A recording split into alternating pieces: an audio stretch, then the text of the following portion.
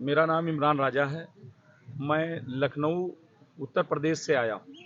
वहाँ पर एक डिमोलिशन ड्राइव चलाई जा रही है, जो शायद अभी मेरे संज्ञान में इतनी बड़ी डिमोलिशन ड्राइव नहीं चलाई गई। 2000 घर वेल सेटल लोग जो 70 सालों से वहाँ बसे हुए हैं और वहाँ पर सरकारी सारी सुविधाएं दी गई। उसके बाद भी एक एलडीए का, जो एलडीए मतलब गवर्नमेंट का कोई ऑर्डर नहीं, एक एलडीए का नोटिस आता है कि आप लोग कारण बताओ नोटिस, सो कॉल नोटिस देते हैं। उसके बाद उसको वही सुन लेते हैं और उसके बाद हमें तोड़ने का आदेश दे दिया जाता है। और हम अगर जाते भी हैं उनके पास तो जो एलडीए कोर्ट में, तो एलडीए ही हमको नोटिस दे रहा और सुनने वाला भी एलडीए। दूसरा हमारे साथ हमारे देश की, उसके बाद हम अगर जाते हैं उससे ऊपर अपीलियन अथॉरिटी के पास उस मसले को लेकर के, तो सुनने वाला कौन है? एलडीए का चेयरमैन है, जो कमिश्नर होता है। तो हम न्याय के लिए उसके बाद हमें इतना समय नहीं दिया जा तो रहा आप है। लखनऊ बेंच नहीं गए? हम उसके बाद फिर सिविल पर जाने के समय तब तक हमारे यहाँ बुलडोजर चालू कर देते हैं। उसके बाद तुरंत हम हाई कोर्ट भागते हैं। तो उसमें दिसंबर में हमें 21 दिसंबर में श्री जस्टिस पंकज भाटिया का एक स्टे अच्छा आता है, जिससे हमें थोड़ा सा राहत मिलती है। उसके बाद हमें फिर एलडीए कोई एक नया बंदा खड़ा करके और हमारी उस कोर्ट को, जो सिस्टम से हम सिंगल बेंच सुन रही थी, उसको डिवीजनल बेंच में भेज करके केस को सुना जाता है। और उस कोर्ट में हमें कोई राहत वो कोर्ट नहीं दे रही है और डायरेक्ट वो आदेश कर रही है कि तुरंत तोड़ दिया जाए। कोर्ट से बार बार रिक्वेस्ट की, 70 सालों सारे एविडेंस दिखाए गए। कितने घर है वहाँ पे? वहां पर 2000 लगभग घर हैं, इन्होंने 1400 लोगों को नोटिस दे रखा है। 1200 घरों का और 200 कुछ कमर्शियल है और अच्छे अच्छे बड़े बड़े शोरूम है। वहां पर करीब 30-40 40 हजार लोगों का रोजगार है। वो जो शोरूम में बड़े बड़े उत्तर प्रदेश का फर्नीचर का हब कहा जाता है और उस हब में तमाम वर्कर वहीं के लोग रहते भी हैं, वहीं काम करते हैं। तो वहीं पढ़ाई भी है, स्कूल कॉलेज तमाम इंस्टीट्यूशन भी है वहाँ पर। और उसके बाद भी कोई सुनवाई नहीं। स्टेट गवर्नमेंट से हमने तमाम गुहार लगाई, हमने कोई बहुत बड़ा उसलिए प्रोटेस्ट नहीं किया।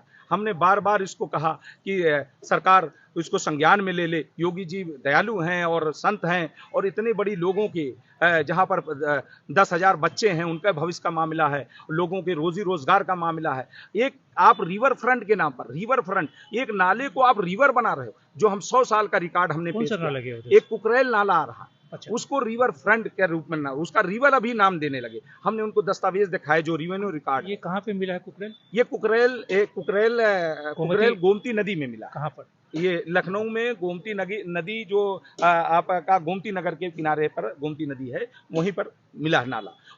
वो नाला जो जितना चौड़ा आ रहा है, 100 साल पहले का रिकॉर्ड हमने देखा, उसमें नाला ही लिखा और नाले की जो चौड़ाई है, हमने कहा साहब उसको ले लीजिए। अब इसको रिवर बनाने के रूप में आप कहते हैं रिवर है, तो आप पूरी कॉलोनी को, बड़ी सी आबादी को आप डिमोलिश कर रहे हैं। और उसके साथ उनको यहाँ तक कि कोर्ट या कहीं पर एलडीए उनको कोई कंपनसेशन भी नहीं दे रहा। अगर मैं समझता हूं कि कोर्ट के या गवर्नमेंट को कोई लैंड की जरूरत भी है, तो 70 साल, एक तो एडवर्स पोजीशन में 30 कहती है न्यायपालिका, कहती है 30 साल से अगर गवर्नमेंट लैंड पर अगर कोई रह जाता है तो हम उसके मालिक हो गए, तो और मालिक हो गए, और उसके बाद उस पर कोई सुनने को तैयार नहीं 30 साल, और हमें कंपनसेशन भी नहीं दे रहे हैं। हमारी अच्छी अच्छी 50-50 लाख की बिल्डिंगें हैं, 40-40 लाख के घर बने हैं, बच्चे अच्छे अच्छे स्कूलों में पढ़ रहे हैं। उसके बाद उनके पास, और वहाँ की जो आबादी है उनके पास इंडिया में कोई घर भी नहीं दूसरा, वहाँ के लोगों के पास कोई लैंड नहीं है, और एकाएक आप उनको निकाल दोगे, तोड़ दोगे, तो पहली बार हमारे बच्चों का भविष्य आने वाले वक्त में खराब हो जाएगा। उसके बाद उनका रोजगार छिन जाएगा, और ये देश के प्रति इनकी जो निष्ठा है, जो ईमानदारी हम लोगों की है। तो आप लोग क्या लखनऊ बेंच के डिवीजन बेंच जो भी है उसके अगेंस्ट में यहाँ आए हैं या उसके ऑर्डर? उनके ऑर्डर के अगेंस्ट आए। हम अभी लखनऊ बेंच में जो ऑर्डर हुआ है 6 मार्च को, उस ऑर्डर के अगेंस्ट हम सुप्रीम कोर्ट में हमने एसएलपी दायर किया है, और उम्मीद है कि हमें यहाँ पर न्याय की उम्मीद है। हमारी ये आखिरी अदालत है। आपके लिए सुप्रीम कोर्ट से आप क्या अपील कर रहे हैं? सुप्रीम कोर्ट से अपील की है कि हमारा जो इन्होंने वहां पर हम लोगों को बगैर कायदे से सुने बगैर कहा ये स्लम है, झुग्गी झोपड़ी वाले हैं, उसका मैं सर्वे करा लें, देख लें। वेल सेटल लोग, स्कूल, तमाम इंस्टीट्यूशन, कॉलेज, तमाम रोजगार और कमर्शियल एक्टिविटीज तमाम वहाँ चल रहे हैं, और परमिशन कौन दे रहा? सब सरकारें दे रही। 1974 में भी, जब 73 में एलडीए आया है, 74 में एलडीए ने खुद सर्वे किया। मुख्यमंत्री नारायण दत्त तिवारी जी ने लेटर लिखा, उनके लेटर्स हैं, पत्राचार हुआ, एलडीए को आदेश किया इस इलाके को लिस्ट बनाओ, इसका सर्वे करो और आवंटित करो, और इन्होंने लिस्ट भी सौंपी।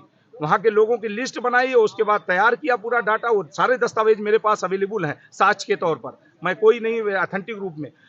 और उसके बाद आवंटन की कार्रवाई आगे बढ़ाई, लेकिन किसी कारणवश आवंटन की प्रक्रिया नहीं हुई। लेकिन गवर्नमेंट ने, जो भी गवर्नमेंट आई, उनको सारी सुविधाएं देती गई।